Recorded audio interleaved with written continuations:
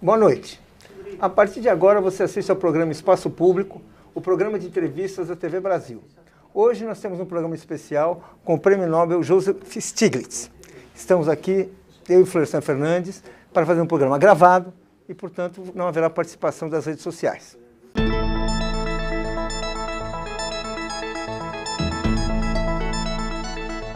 Aos 72 anos de idade, Joseph Stiglitz formou-se em economia pelo Instituto de Tecnologia de Massachusetts. Entre 1995 e 1997, no início do governo de Bill Clinton, ele foi chefe da assessoria econômica da Casa Branca.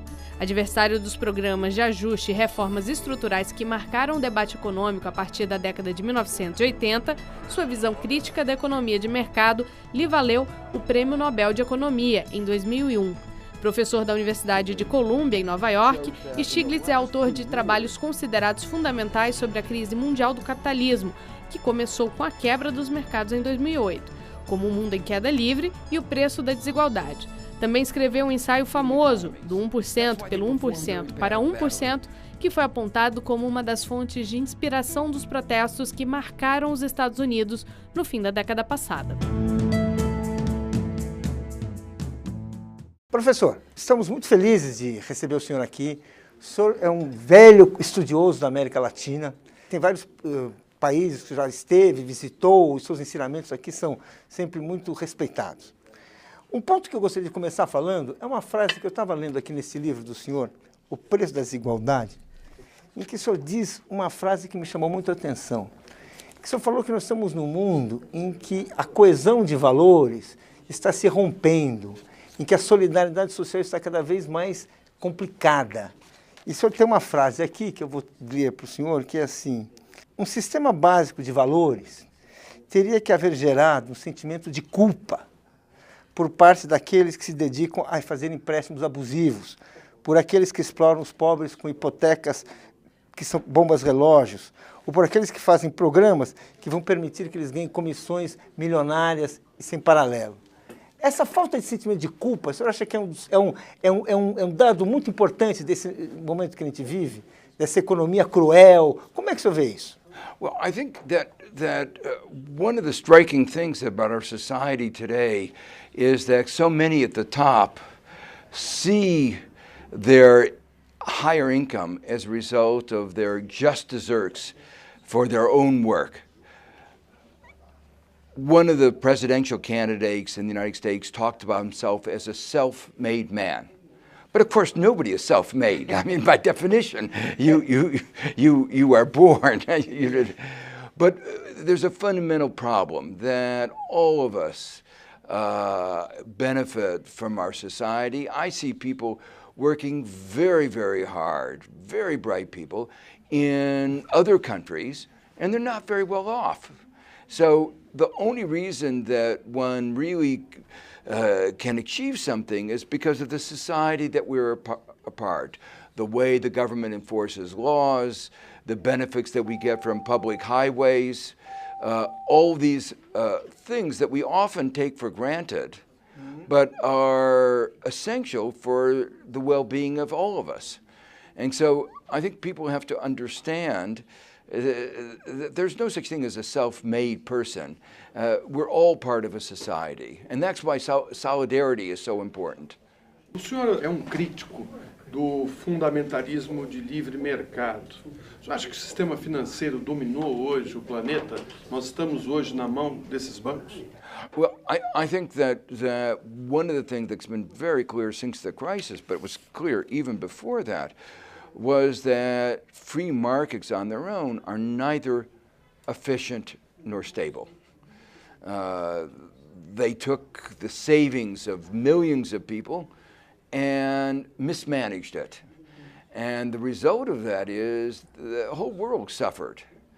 The bankers were an important part of the story, but the failures go deeper. Now, what we're beginning to understand in the United States is that the system has benefited a very few people at the top, but not most of our citizens. So that today, for instance, those in the middle have a lower income than they did 25 years ago. So everybody talks about how successful the American economy has been. But if you ask the average American, they know that there hasn't been an increase in their prosperity for a very long time. Eu gostaria de perguntar, seguindo nessa linha da desigualdade, que é um dos grandes assuntos desses seus últimos livros, o senhor fala da sociedade de 1% contra 99%. Se a gente for pegar os muito ricos no Brasil, aqueles que têm assim 12% da riqueza nacional, é 0,3%. São os que pagam menos impostos, em alguns casos não pagam nenhum imposto. É uma desigualdade brasileira, conhecida, histórica. A pergunta que eu gostaria de fazer para o senhor é: por que é tão difícil tirar dinheiro dos ricos? Por que é tão difícil assim avançar na igualdade? Por que é tão difícil assim? Por exemplo, no Brasil a gente não consegue ter um sistema de impostos mais justo. Por que é tão difícil derrotar, ainda que parcialmente? Por que é tão... De onde vem isso? This is one of the important points that I raise in my book, that there is a very close connection between economic and political inequality. You know, we like to think of our democracies as one person, one vote. But one of the things I point out, the American democracy, and this is true in other countries, we've become increasingly like $1, one vote. In America, we're very explicit. We allow corporations to make unlimited campaign contributions. And money talks in politics. The result of that is that in the United States, for instance, and this is true in other countries, you know better Brazil data than I do, that the very top pay a lower rate than those lower down. Warren Buffett, who is one of America's wealthiest men, actually said this is wrong, that it is wrong for him to pay a lower tax rate than his secretary. But in spite of the fact that he said that, and he was one of those honest voices calling for reform, we haven't changed things. That it is still the case that somebody speculating on land, who is very wealthy, pays half the tax rate of somebody who works for a living. You know, I testified in Congress not very long ago, and a panel, Republicans, Democrat, Independent, and one of the senators asked me, can you explain to my constituent, my voter in my district, who's a plumber, and he wants to know why should he pay a higher tax rate than somebody speculating on land? And if you speculate on land, you don't get more land. There's no supply benefit. He says, it's unfair. Can you give me an explanation? And none of us could explain it. And yet, Congress doesn't change it. The president doesn't even propose changing this. So, por quê? Por que é tão difícil? Porque vai criar conflitos que ele não quer enfrentar de jeito nenhum. Como é que é isso? Well, I think the next presidential candidate on the Democratic Party will propose changing this. I think there is now such a groundswell in the United States saying that this system is unfair. And not only is that unfair, it's distorting our economy. And I see it very strongly. You know, my best students aren't going into teaching, into public service, into research, into all these things, even into business. They're all going into finance, into speculation. And it breaks my heart because they have talents. And the interesting thing is after 20 years, 25 years, they come back and they say, I made a mistake. Money isn't everything. Essa história é muito parecida com a que ocorre aqui no Brasil, né? Nós temos uma eleição que parece que distorce um pouco a eleição presidencial no Congresso. O presidente é eleito e não consegue fazer maioria no Congresso e fica refém de partidos que fazem negócios na hora de fechar o apoio, né? Nos Estados Unidos, se o Partido Republicano continuar mantendo o controle, o que vai acontecer com a economia do país? You know, politics is always complicated, and even the politics within the Republican Party is very complicated. The Speaker of the House couldn't get enough support from his own party that he had to resign. So the Republican Party is very divided. But what worries me is the following. You know, about a third of a century ago, America began an experiment. What we said is, if we lower tax rates on the top, we strip away regulations, the economy would grow faster. Yes, there would be more inequality, but the increase in growth would be so much that even the people in the middle, the people at the bottom would be better off. Well, we now had a third of a century of this experiment, and it has failed. It succeeded in only one thing, creating inequality and making inequality, America, the country in the world among the advanced countries with the highest level of inequality and among the lowest levels of equality of opportunity. Unfortunately, the economy actually grew more slowly than it did in the decades after World War II when we had shared prosperity. And so the result of that is the people in the middle are worse off than they were a quarter century ago. Almost all of the growth that has occurred in a third of a century has gone to the top 10%. At the bottom, the wages at the bottom are lower than they were 60 years ago. Can you imagine 60 years with no increase in the wage at the bottom? Unfortunately, the Republicans are committed to doubling down. That's an American expression meaning double your bet on a failed strategy. Put more money on. So it hasn't worked for a third of a century. The problem is we haven't done enough. And I can tell you from my analysis and what I say in this book, if we do more of that, we're going to get even more inequality and we're going to get lower growth. And the title of my book is The Price of Inequality. And the point I'm trying to make there is we are paying a very high price for this inequality, not only in terms of what you talked about, the divided society, the undermining of social solidarity, but we're also paying a price because we're undermining our democracy, moving to this $1 one vote, but we're also undermining our economy. Our economy is growing more slowly, short-sighted.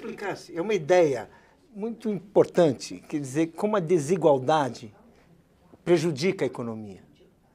Isso é uma ideia que as pessoas não gostam de pensar. Os economistas, em geral, gostam de pensar que são outras leis, a economia funciona de outro jeito, você não está entendendo nada, economia é o mercado é outras coisas, tem que fazer umas contas matemáticas. Isso coloca essa questão da desigualdade no centro da discussão, isso não é o único. Depois do senhor, o Thomas Piketty, coloca esse problema de uma outra forma, estudando a desigualdade, fazendo coisas assim. E outros economistas, é um fulcro muito importante nesse momento para discutir a economia.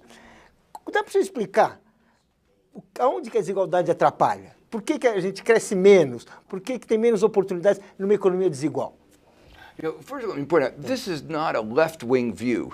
The IMF, which is not a left-wing institution, has said their research shows that countries with more inequality perform more poorly. They grow more slowly, they're more unstable.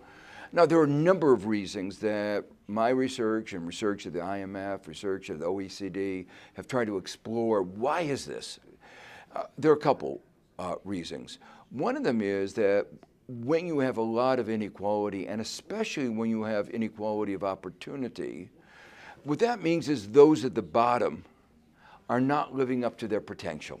They're not getting the education that they need. So, in effect, you are misusing, underutilizing your most important resource, your human resource. You're not using it to its potential. And so, of course, you're going to grow more slowly. But there are other reasons. And those are related to the way inequality has been growing in most countries.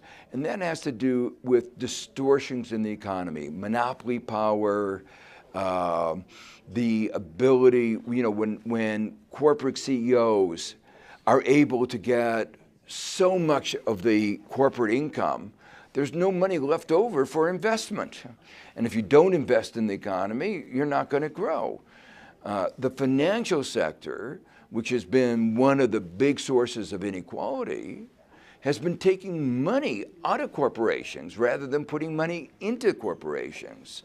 So you get a distortion from this monopoly rent, from these monopolies, which actually slows economic growth. Then you have other problems as well. The financial sector, again, a source of so much inequality, is very short-sighted. And because it's short-sighted, it's not investing in technology, it's not investing in people. And the result of that is the economy doesn't do as well. But there's still one more that I think is particularly important, given the beginning of our conversation about solidarity. For societies to work, you have to have a kind of consensus. You need support to have public investments in infrastructure, technology, education, the things that make our society function. We live in a very urban society. When you live in an urban society, you're constantly interacting with other people. You need water, you need sewage, you need roads. Again, if you don't have enough social solidarity, if you don't have enough cohesiveness, you're not going to be able to get the political support for those investments, those public investments that are so important. One of the reasons you can't get that support is that the people at the very top, they don't need public schools. They don't need public transportation. They have their helicopters or their, you don't need parks, you don't need all of those other public services. And they're afraid that if you have a government that is too strong, it will use its power to redistribute. But what they don't understand is they're being short-sighted, because the only sustainable and real prosperity is shared prosperity. So when you create a society with more cohesiveness and more equality, even the 1% benefits. A gente tem uma experiência rica na Europa com as crises que ocorreram nos países, principalmente ibéricos, né, Portugal, Espanha e Grécia, né, onde o sentimento de mudança, principalmente na Grécia, foi muito forte. Imediatamente, setores da mídia europeia já começaram a dizer na época que a Grécia estava propondo calote, né, quando na realidade ela estava querendo uma reanálise da dívida que tinha sido feita com os bancos europeus, né, com o banco do euro. Eu pergunto ao senhor, qual o papel da mídia no sentido de preservar o poder e a riqueza na mão desse grupo, que hoje fica com a boa fatia do que o planeta produz? Well, there are many aspects of your question. Let me take a couple of them. No, first,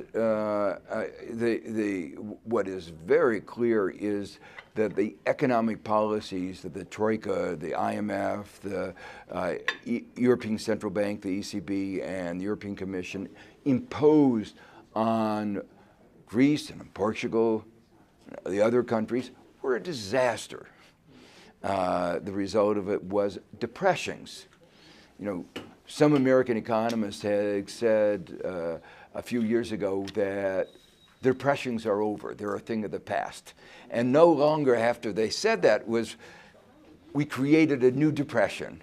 But it was created, it was not necessary. It was their extreme austerity that depressed the economy so much. And they had an election, and in Greece and in Portugal, they said, no way, this austerity is unacceptable. 62% in both countries voted against austerity. But what has happened in Europe is very troublesome because they're undermining democracy. In the case of Greece, after they voted, the Troika said, you don't get to choose your economic policy. You have to do what we tell you. If you're part of the Eurozone, you've given up your economic sovereignty. And economics is what everybody cares about. So to me, and in Portugal, you see something almost is just as bad, that the president refuses to install a coalition that had a majority of the votes, because he says they're against the Eurozone, and I won't do it. So we see a real undermining of democratic processes in both of these. A Europa como uma unidade, com uma moeda única, com esses países renunciando a uma parte da sua soberania, uma coisa de sobrevivência muito mais difícil do que a gente pensava 20 anos atrás.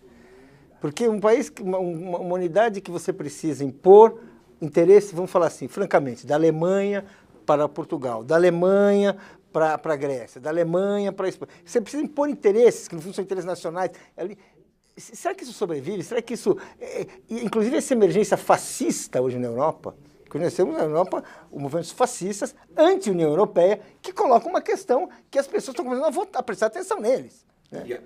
I'm very worried because basically what happened is the euro was a political project, but the solidarity wasn't strong enough to create the institutions that would make the euro work. So the result of it was they had an economic project, but economic integration outpaced the political integration. There wasn't enough of the solidarity that would work, and we now, since the euro created, seeing the consequences, which in my judgment have been an economic but also a political disaster. So they've lost their economic sovereignty, but that means that voters are going to get angry, and they've been getting angry. They're getting particularly angry at the parties who insist that we continue the same policies that have proven themselves wrong. So you're going to get extremist parties, particularly on the right, the fascist parties, and I think it's extraordinarily dangerous. Now, one of the other aspects that was very troubling to me, and it goes back to what you asked about, there's a lot of dishonesty going on and hypocrisy. So the IMF has been very clear, Greece debt has to be restructured. It can't repay the debt. You can't squeeze money out of where it's not. The principle of giving a company, a household, a country a fresh start is a basic principle of economics. The UN has basically endorsed this principle, but Germany refuses to recognize it. And so even after the IMF's analysis said you have to have a debt restructuring, Germany tried to keep that result secret, so it wasn't released before the referendum. And now they continue to say, we will not, Germany says they will not accept a debt restructuring, but we insist that IMF be part of the program. The IMF says we cannot be part of a program without debt restructuring. What will happen, I think, in the end, is a kind of linguistic hypocrisy. They will have a debt reprofiling. You ask, what is the difference between a reprofile and a restructuring or a debt write-down? They're all the same thing. But the Germans don't want to admit that they are not going to be repaid, and they're not going to be repaid because of what Germany did to Greece. Because if Germany had created a program that would have allowed Greece to grow, then Greece could have repaid. But Germany effectively killed Greece, and now they have to pay the consequences because Greece cannot repay the money. All of this, to go back to the theme of the price of inequality, all of this is increasing inequality between the countries of Europe and within Europe. Como o senhor viu a decisão do Alexis Tsipras, que ele fez uma campanha pelo não, e quando ele encontrou-se lá com o muro, né, provavelmente ele apostava que a votação que ele teria, o referendo que ele teria, iria sensibilizar a Troika, né? Como isso não aconteceu, ele recuou imediatamente, né? Como que o senhor viu isso? O senhor achou que foi correto? Eu ouvi o senhor falando que o senhor achava que ele devia sair do euro do mesmo jeito. Eu queria que você explicasse um pouco, porque você tem um ponto de vista interessante aí. Yes, and I did go over to Greece, talk to him, talk to this finance minister, the new finance minister, to many Greek people. The Greeks were torn. They wanted two things that were both reasonable. They wanted to be a member of the Eurozone. They wanted to be part of the Euro, and they wanted the end to austerity. And there's no reason why you couldn't have both, except Germany said no. Germany says you have to choose. Either you accept depression, austerity that has led to this depression, 25% decline in GDP, 50, 60% youth unemployment, more than 1 out of 2 young Greeks are out of a job. You either have to accept that depression or leave. The Greeks didn't know what to do, but in the end, they said, we have to stay in the euro. I'm not sure it was a right decision. I understood why the prime minister made that decision. He was reflecting the intensity of the feeling of the people of Greece. But what I would have done was to go to the Greek people and say, look, there are many countries in Europe that are very European. They're part of Europe. They're part of the European Union, but they're not part of the Eurozone. UK, Sweden, Denmark, they're just as European as Greece or anything else, but they didn't make a big mistake. They didn't join the euro. And this little piece of paper with some pictures on it, that's not being European. What being European is European values. What being European means what kind of social responsibility you have to other citizens, the notion of human rights. To me, the most important part of being a European is those European values. And what Germany was demanding, they give up on those values. Forget about the people who are suffering. O senhor acha que o mundo está sofrendo com a falta de um contraponto? Quer dizer, o planeta ficou capitalista como um todo, mesmo os países que se dizem comunistas, como a China, né? E a própria Cuba, né? Tem um papel hoje dentro do sistema capitalista. Parece que as nações não têm um referencial de utopia, né? O senhor acha que falta essa utopia para a humanidade imaginar uma sociedade mais justa, mais igualitária? So I think the critical thing is that the Cold War is over, the battle between communism and the market economy is over. Now we need to reframe the discussion. It's what kind of a society, what kind of an economy do we have? We know that our economy, for an economy to succeed, the market is going to have to be an important part. We're going to be a market economy. But we also know that every successful economy, the government plays an important role. Who made the investments in the United States in the internet? All the big innovations in America, it was the government that was the basis. And then the market brings it, firms bring it to the market, but it was the government who did the basic research. And so we have the government, we have the market, and we have a third, we have civil society. What's the strongest institutions in America? When everybody thinks about America, what do you think is the strongest? You think of our universities. They're neither for-profit or government. Harvard, Columbia, all of these are nonprofit foundations. And we forget about that. Those are an important part of our society. They're neither government nor market. They're sort of what I would call part of civil society. Very important. So what we need to do is think about how do we bring those three things together in balance.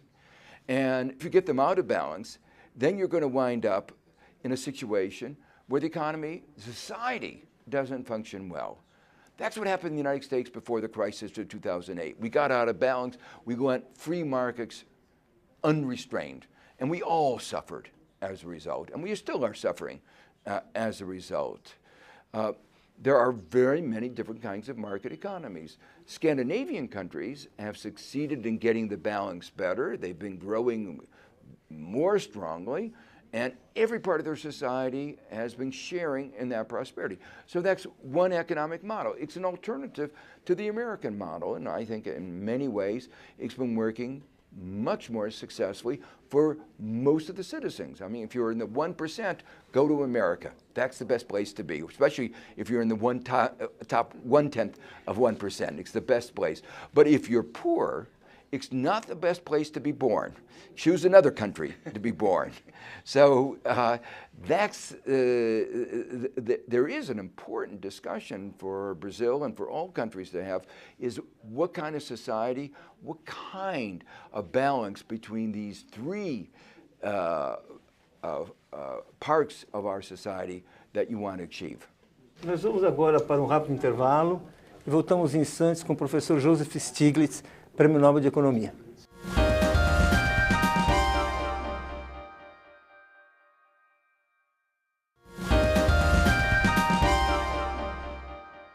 Estamos de volta para a nossa entrevista com o professor Joseph Stiglitz, que está no Brasil para uma série de conferências do movimento Fronteira dos Pensamentos.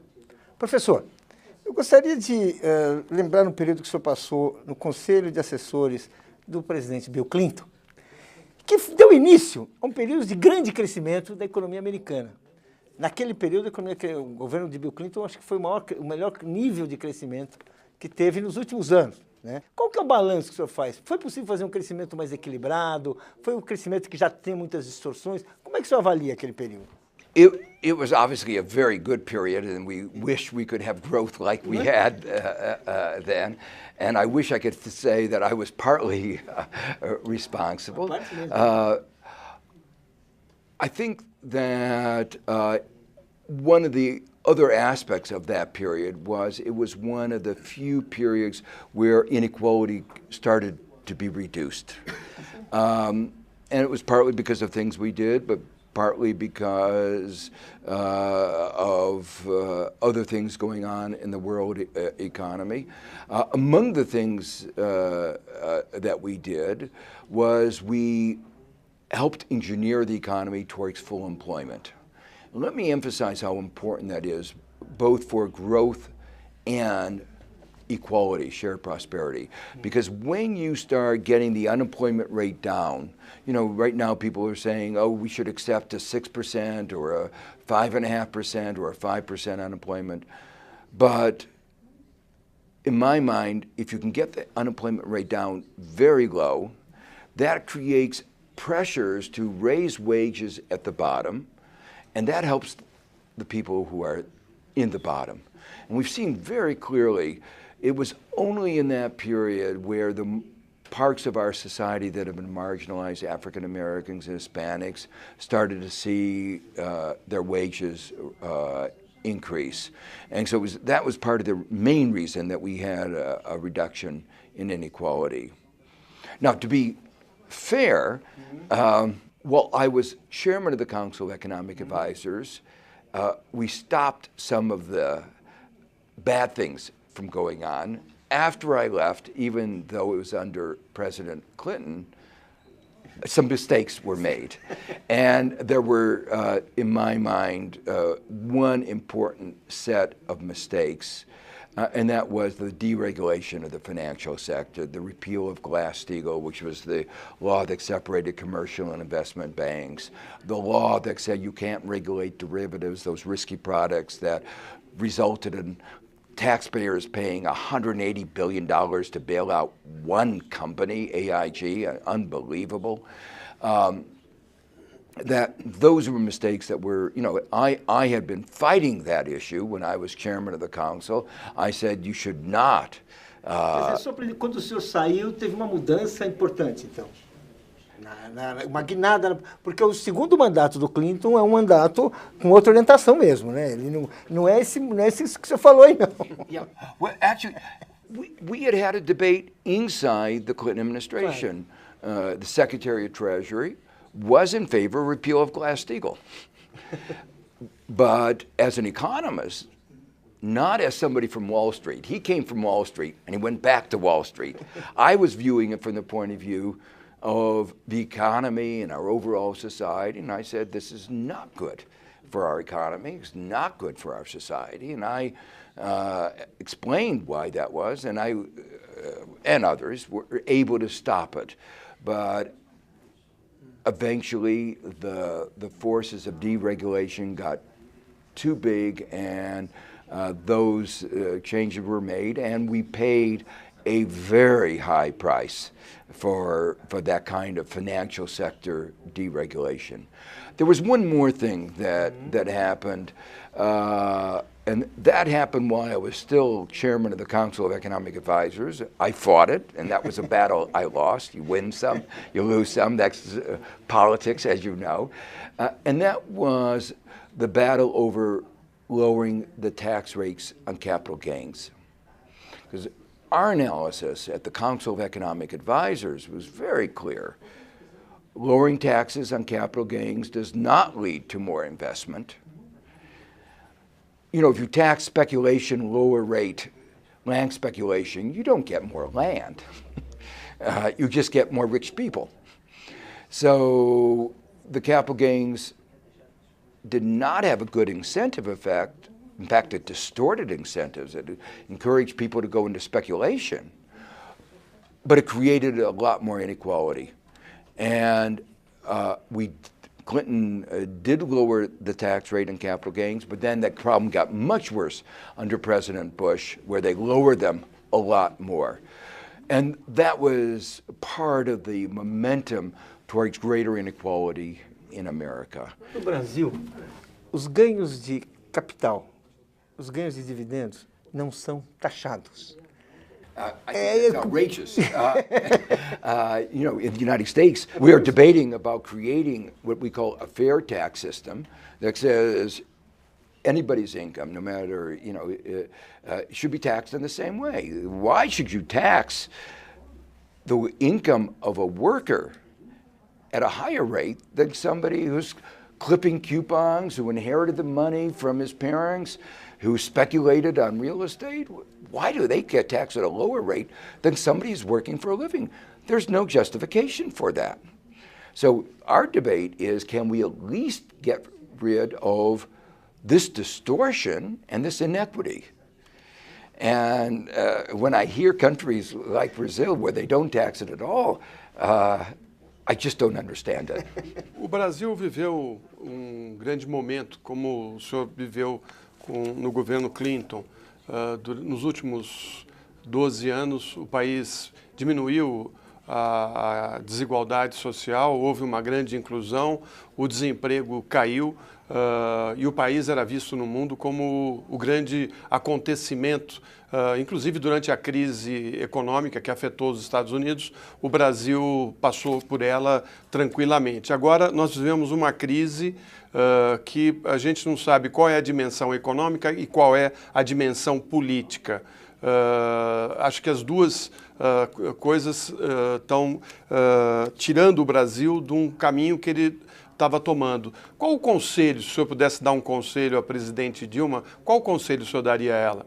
I think Brazil should be commended with the policies that you've undertaken over the last 20 years that began with Cardoso, continue with Lula, increasing education, increasing the Bolsa Familia, fight against hunger. You are really an example of a fight against inequality that worked. And you see it in the statistics. And it's really very surprising that in a short period of time, you can see the magnitude of the reduction in inequality. So it's a real achievement. The real question is, how do you continue that? Now, you mentioned one of the reasons for your success was that you got down unemployment. And that was the same thing as part of our success. And what worries me right now is that you are pushing policies of austerity, government cutbacks, that almost surely will increase unemployment and increase inequality. Now, there's one aspect of the Brazilian economy that I think needs to be examined in detail, and that is your financial sector. You're an exception. And not one maybe that you should be proud of. You have some very good institutions that have earned the respect of people all over the world. BNDES is one of the premier development banks everywhere. It's being used as a model of what others can imitate. The new development bank among the BRICS, the AIIB, all of these are using the BNDES as a role model. But your other part of your financial sector, particularly your private part of your financial sector, has the highest real interest rates in the world. The interest rates are stifling your economy and killing your budget. And taking away money that could be used for growth, for attacking inequality, for attacking so many of your problems. Let me go back to put this in a historical perspective, if I can, back to the United States at the end of World War II. Back at that time, the United States debt-GDP ratio was 130%. Now, that's probably more than twice the level in Brazil. And most people around the world would say, that's a disaster. We didn't take it as a disaster. We said, we're going to make this sustainable not by cutting back on government investments, but by increasing government investments, making GDP grow. So if you get GDP to grow, debt GDP goes down. And so we used that, we said, free education to everybody who fought in the war. Not just for 2 years, not just for 4 years, but as much education as they were qualified. Not in the poorest schools, but in the best schools, the most expensive schools, in Harvard and Columbia, free. Because we wanted our economy to grow and we wanted to give opportunity to everybody. We created a national highway program that knitted the country together, like the railroads had done in the middle of the 19th century. We created a technology program to make sure that we were the most advanced technology in the world. So the point of this is we didn't cut back, we spent. But part of that success in getting that debt GDP ratio down is we lowered interest rates. We didn't allow the government to pay the kind of outrageous interest rates that your government is paying on its debt. Num capitalismo que o senhor mesmo disse que $1 é voto, os bancos no Brasil têm poder tremendo pela sua força econômica. Os governos ficam muito reféns desse poder, inclusive por conta de Congresso que depende do dinheiro dessas empresas para eleger os seus representantes. Como a gente pode reverter esse quadro dentro de uma democracia capitalista? Well, that's the big question, and this is the struggle everywhere. We had a big struggle in the United States to regulate the banks, to stop the excesses of their predatory lending, their exploitation. It was a big fight, and we got a lot of civil engagement, a lot of people, and I would say we got a strong bill Dodd-Frank passed in 2010. There was a balance of power between 300 million, 350 million Americans and 10 banks. It was basically equal. But we got something very strong. If you look back in our history, and you have your history, but in our history, there were two periods in the past where corporate interest got out of control, where inequality got out of control. And in both of those instances, American voters rose up and said, we are still a democracy, still.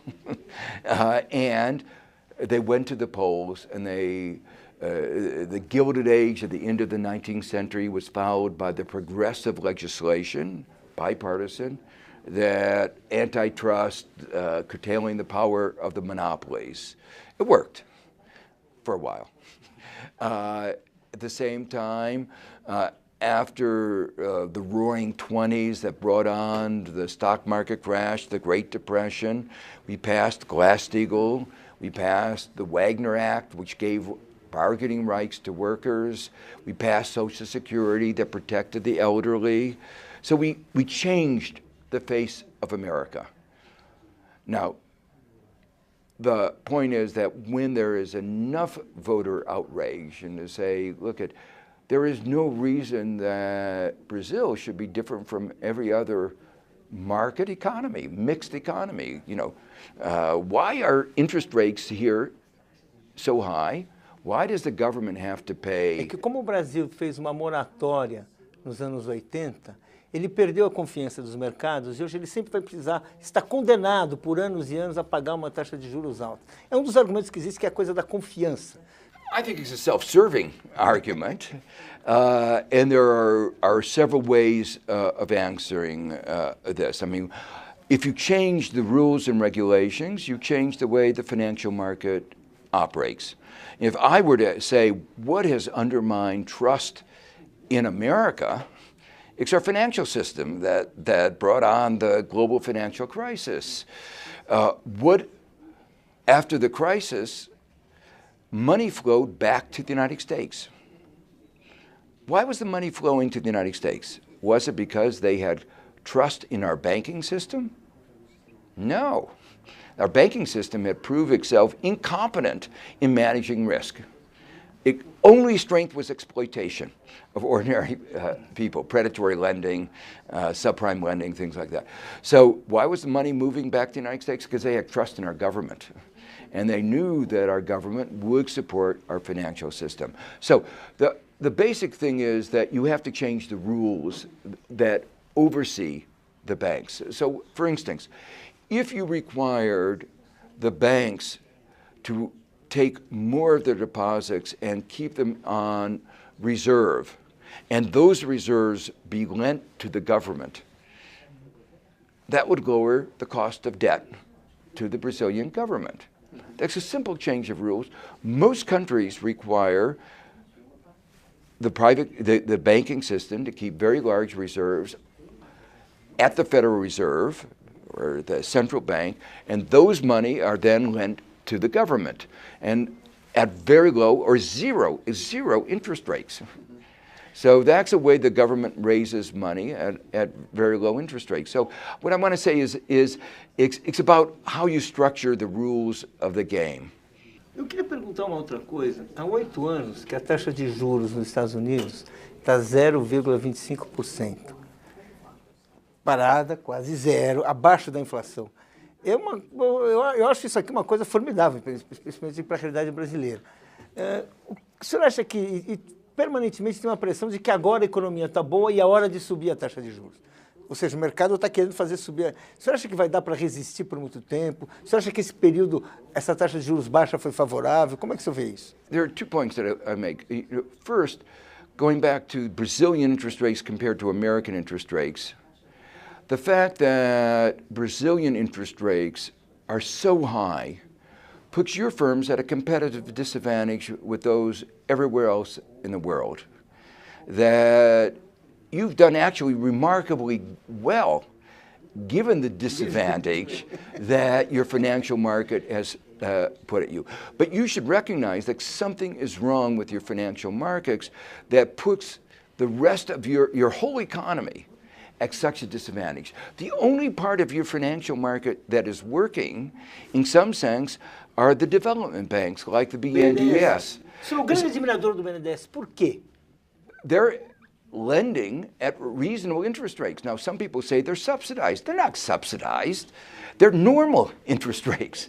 They're the interest rates that any normal economy would be facing. So I wouldn't call them subsidized. I would put it somewhat differently.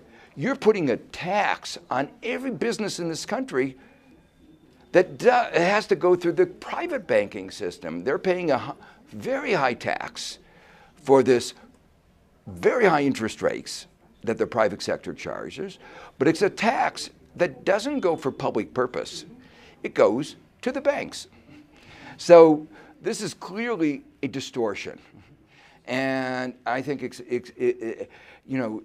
there needs to be a public discussion about why is Brazil have the highest interest rates? And when I say interest rates, this is true even of the real interest rates. And just to make it clear the nature of the comparison, the T-bill rate in the United States, adjusted for inflation, has been minus 2%. So we have negative real interest rates, and you have very high positive real interest rate. It's an unlevel playing field. Taxas negativas, uma economia pode funcionar, né? E até está funcionando, a economia americana está até crescendo relativamente mais que a Europa com essas taxas negativas, né? The negative rates have kept our economy from doing worse than it otherwise would. Going forward, I think the increase in the nominal interest rate from that very low number to a more normal number, I think it's going to happen very slowly. It's not going to happen overnight. And the reason is the American economy remains weak. And the reason the American economy remains weak is primarily due to two factors. One is our huge inequality means that there's a lack of demand. When you have so much money at the top and so little at the bottom, there's just going to be a lack of demand, and that weakens the economy. And the second one is the political. We have a mild form of austerity, much milder than in Europe and Greece and Spain and Portugal, but we have a mild form of austerity, and most people don't realize that. We have now something like 500,000 fewer public sector employees than we did before the crisis, and with a normal expansion of our economy, we would have about 2 million more public sector employees, so the gap is about 2.5 million. That's serious austerity hidden, but it's weakened our economy. And you see that weakness reflected in the wage increases. Wages are basically stagnant.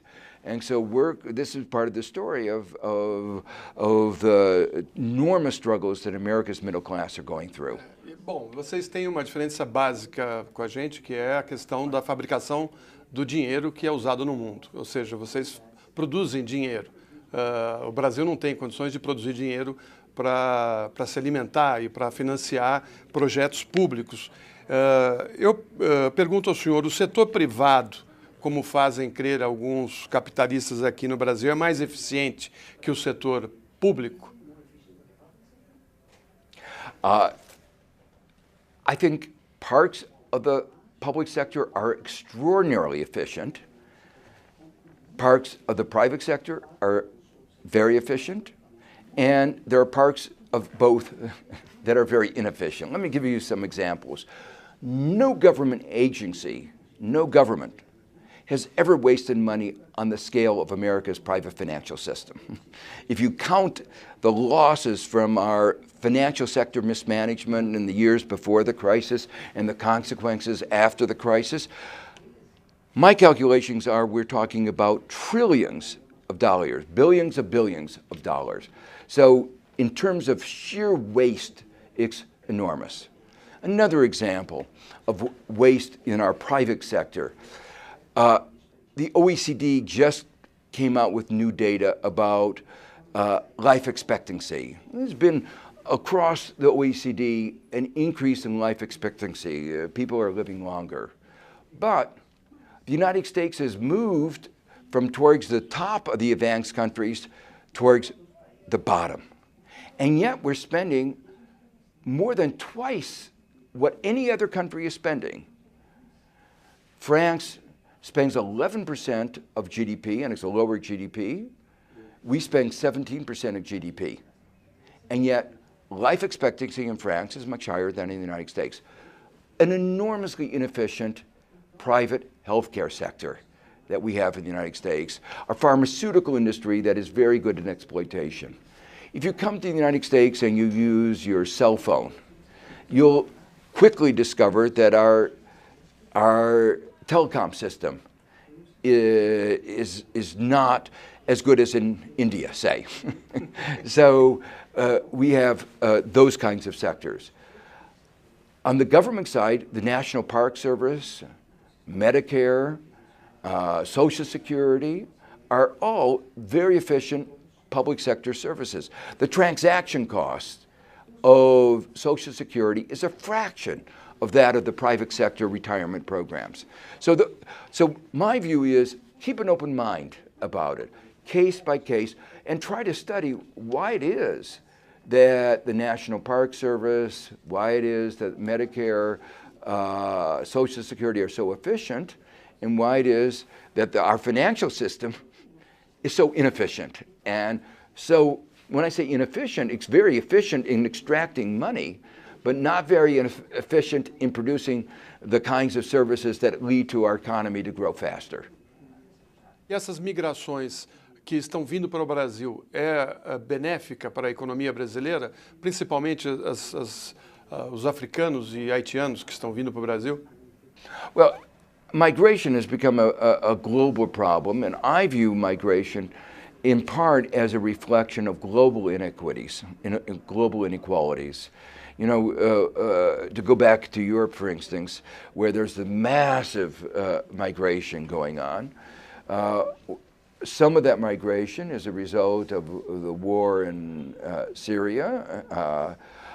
A lot of the migration is caused by inequality of economic opportunities, economic migration. For instance, there were a lot of people from Albania and other Balkan countries living in Greece.